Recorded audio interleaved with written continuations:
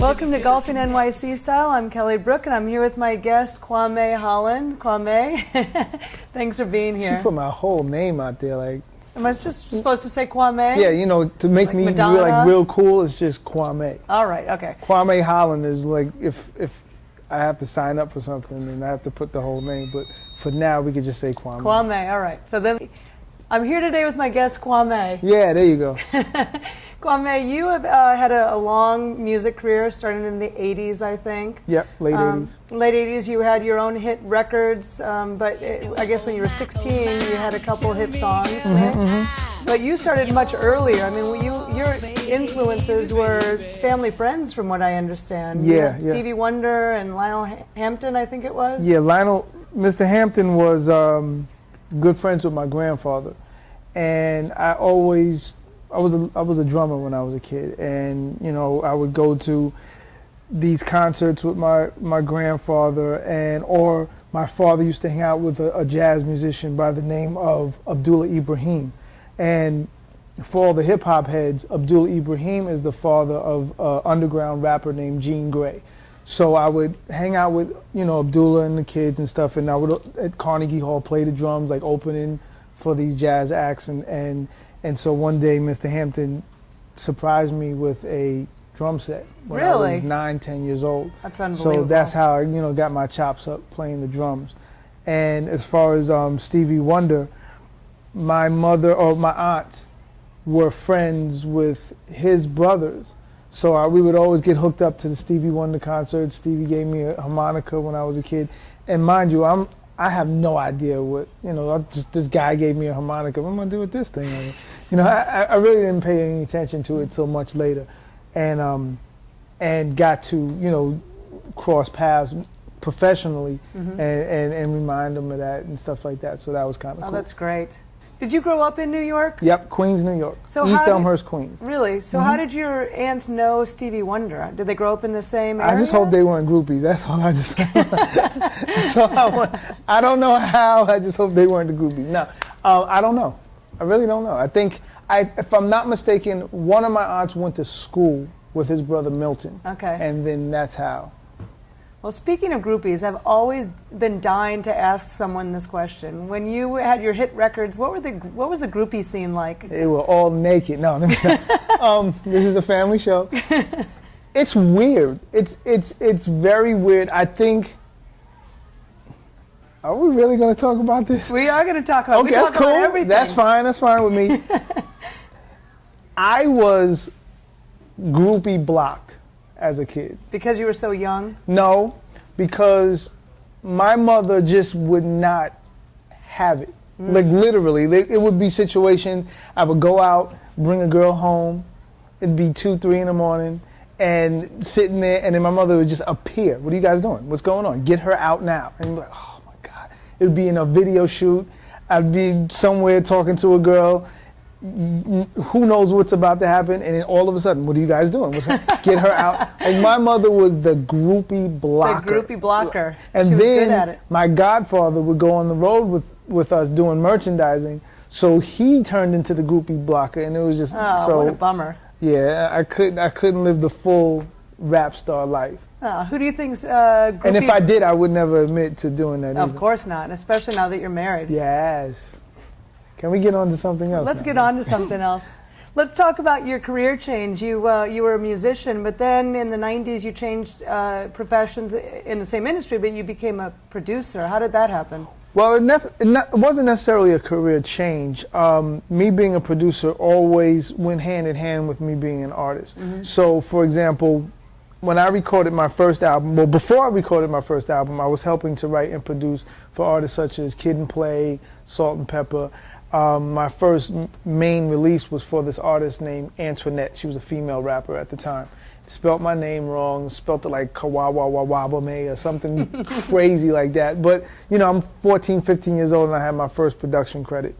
But then working as an artist and a producer for myself, I was under a production company head by a producer named Herbie Lovebug, who was credited for, you know, founding Salt and Pepper and Kid and Play.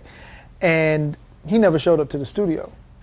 So I ended up having to produce the whole project myself. Wow. And so by default, I technically became my own producer. So interesting. At such a young age. Yeah. But my two main influences as an artist was Stevie Wonder and Prince. So when I would read their album credits, it would say written, composed, produced, and arranged by Stevie Wonder or Prince. So I automatically assumed that's what you have to do. I thought everybody did that. I didn't think that, you had a separate producer, a separate songwriter, or whatever. So I just was doing what I felt that I had to do to finish the project. Is it still like that today? Are people, are songs written by, produced by, directed by, the whole thing? You know what? It's not as much as it was then. I think this industry has grown so large, especially the hip hop R&B market. It's grown so large, and in certain instances so political. A lot of people are put in place to do certain things, and sometimes it's better because just because an artist can write does not necessarily mean they should write. Right. Or they have the knowledge of producing, that doesn't necessarily mean that they're able to produce a whole project yet. Right. And there's a lot of artists have gone down the tubes because they're trying to do it all. Yeah, and I think even in my instance, when I was in my rap career, trying to do everything all at one time helped push me into other careers instead of maintaining my own career. So I speak personally on that as well. Well, you've also produced for people that potentially are too busy to do everything. I mean, you've produced for Will Smith, Eminem, Mary J. Blige, Jesse McCartney, huge names. They're off doing movies, they're off doing other things, so they needed, other people behind the scenes that they trusted, I imagine. Yeah, especially like, say for example with Will, when I was producing for his last album, the hit record that came out was Switch, but we did maybe 4 records. We worked on 4 records at the time. And we had a studio in Soho. He was filming the movie Hitch at the same time in the same area. So on breaks, he would come, record 2 verses, go. Come back after, because filming would stop at around 8:30, film, and go, and then come in and record. So, you have artists like that. Or, everybody, it's weird. The bigger the artist, people usually think that huge artists like the Will Smiths or the Christina Aguileras of the world or the Mary J. Blige of the world, they come in with this air and attitude with them when they are the most professional people that I've ever worked with.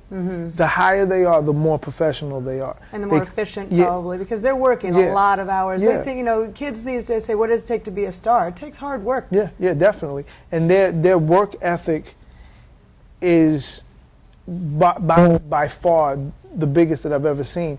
And they're able to stick to schedules. They get to a studio on time. They leave on time. Because it's, for somebody like a Will Smith, it's, all right, I wake up, I have to do, I don't know, rehearsal for one movie from this time to this time. I have to film a movie from this time to this time. I have to record a record from this time to this time.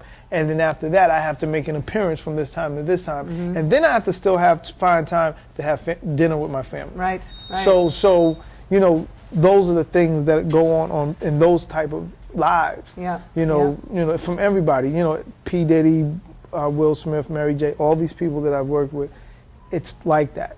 Where a lot of the younger artists, they'll come in when they come in, they'll bring their little girlfriends or whatever to the studio, everybody's having a party, everything's about having fun, they want to leave the studio early to go to the club. Right. So they're not going to make it. In your estimation, they're not going to make it. They may make it. This is the beginning of their career. They'll learn that lesson and find out that this is a career choice and not a hobby. Right. So what is the secret in the music business to having a long-lasting career like a Will Smith or some of these artists that you've worked with? I just think personally, the secret to longevity is diversifying what you do and not saying to yourself, this is what I am and this is all that I do. Because if that runs out, you run out. So for me, becoming a producer for records, composer for films, an artist, and anything in between those lines, setting up different creative avenues for myself. In the lowest term of thinking, I always said, let me have at least 7 to 10 ways that I have a revenue stream. And each of those revenue streams could be in the same industry, but in different lanes. And by doing that, by spreading yourself out diversely, you'll be able to just sustain yourself. Absolutely. And I think most of the artists that last a long time do that. Yep. I'm sure the music industry has changed so much since Stevie Wonder's day, but is that payola still out there? I mean, how much money does it take to have how much funding does it take? It's like asking a gangster that he just shoot somebody. I can't. You can't tell me. Okay, how much money does it take to have a hit record today? I would. Everything costs. Put it this way: everything that you see publicly, it costs to get there. Yep. Everything that you hear publicly, it costs to get there. Whether it's saying, here's $10 under the table, or here's $10 million worth of advertisement to your radio station. Play my record, please. Right. It's all the same. There's loopholes and legal ways to do the same things that there's to do illegal things. So in saying that, the cost of making a quote-unquote hit record, first of all, you have to have the product. Second of all, you have to find out how much would it cost to market the product. And marketing is so many different ways. It's putting the band on the road. Yeah. A lot of people go on tours and they think that they're being asked to go on tours. No, their tours are being paid for. They pay each venue to let this artist perform. So that's the promoter's job? Yeah, or the record label can do that as well. They just call it independent promotion or tour support. You have to pay to get a video shot. You have to pay to get the video after it's shot, to get it processed and done, and then pay for it to get out there to the different outlets. You have to pay a promoter to get to put those videos in that outlet. But are there ways around that, with YouTube and Twitter and all this other stuff that's going on today, Facebook? There are, but it goes back into the old system. Like, say, for example, if I have a YouTube sensation, a hit record, and I have 100 million views on YouTube, that doesn't necessarily translate into, I gotta go buy that record. I gotta hear this record on the radio. Yeah. I gotta have Warner Brothers put this record out, or it doesn't. Could it hurt you almost because you can go on YouTube and listen to it for free? Yeah, but if you support somebody, you support somebody. People, if Jay-Z's my favorite artist and I can see his videos for free, or I can hear his records for free. But if he's my favorite artist, I'm paying for the concert, I'm paying for the album, I'm paying for the merchandise, and it all comes around at the end of the day. Right, okay. What about the structure of a song? I mean, you write songs, you produce songs, you write beats. I've always wondered when I listen to a song, I couldn't write a song, what comes first? Does the music come first and the beat, or do the lyrics come and then you add the beats later? How does that work? All depends. Like, for me personally, if I have a song idea in my head, I make the music first, and then match the music with the idea. For me, the idea and the feeling that I want a song to invoke always translates into the type of music that I make. And then whether if I write it or if I have a team of songwriters that work with me writing a song, it's based on that. Or a lot of times I could just make music, and even though I have a song in mind for the music, I'm never ashamed to say that I want to work with people that are better than me in certain instances. So if I feel that I'm just an all right songwriter, I'll work with a great songwriter and say, okay, this is what I made on my end. How do you feel about it? What do you get out of it? And the songwriter then writes their interpretation of what they hear musically. So in other words, you would create the beats and the background Yeah, music, yeah. and you'd say, all right, I've got this idea, I don't know, a guy meets a girl on top of Mount Everest. Yeah. You go write the words to that. Yep. That's how it works? Yep. Interesting. Or they'll say, well, this doesn't really feel like a guy meets a girl on top of Mount Everest. It feels like a dog bites a kid in the butt in Brooklyn. Okay, let's go with that. Okay. You know, and or sometimes a artist or a songwriter says, I have this great melody idea, and they'll sing me the words. And then you and then I'll put the music so they're all to their different words. ways. Yeah, always a different way. But the structure of a song is pretty much like a term paper. You have your introduction, you have your beginning, your middle, Body, and yeah. your body, and then your conclusion. And all songs, I don't care what genre it is, it's 100%. If you can write a book report, that's how the song is structured. Interesting. How long does it, I mean, you can't answer this question, but how long does it take to write a song? It could be It depends. 30 minutes or it could be 30 months? I've seen songs written in 10 minutes. I can go for me. Like, I can make a track. It could take me 20 minutes to make a track. Certain times, it could take me 8 hours. And it depends on my mood, Right. you know, just how I am. It could take me 8 hours to do something that I could do on another day, a good day, in 20 minutes. Just like writing a book, an Yeah, article. yeah. It's all creativity Yep. and what your mood is. Yep, All and right. I can't, you know, for me, my mood, I have to be in a good, aggressive mood to work on a song. Yep. You know how certain songwriters, I have to be sad, I have to have a lot of angst and problems in my life. Those are country singers. Yeah, I can't, I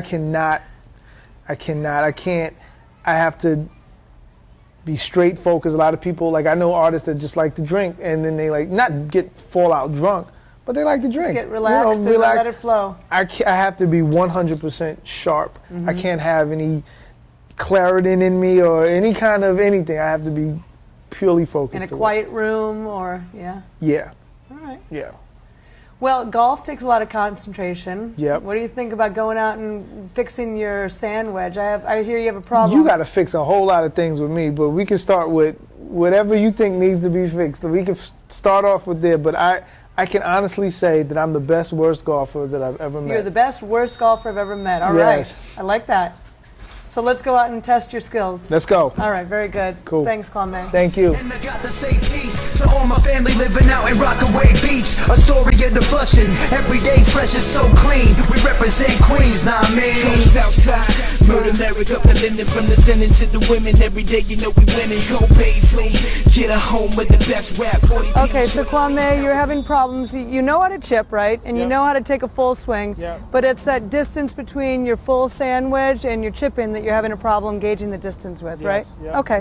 Okay, so stand over here and let me just show you how this works. So when we're chipping, we know that it's a very tight little shot. Your weight's on your left and it's just a basic little bump and run. Yep. Okay? What I want you to think about is I want you to think about a big clock behind me. Okay.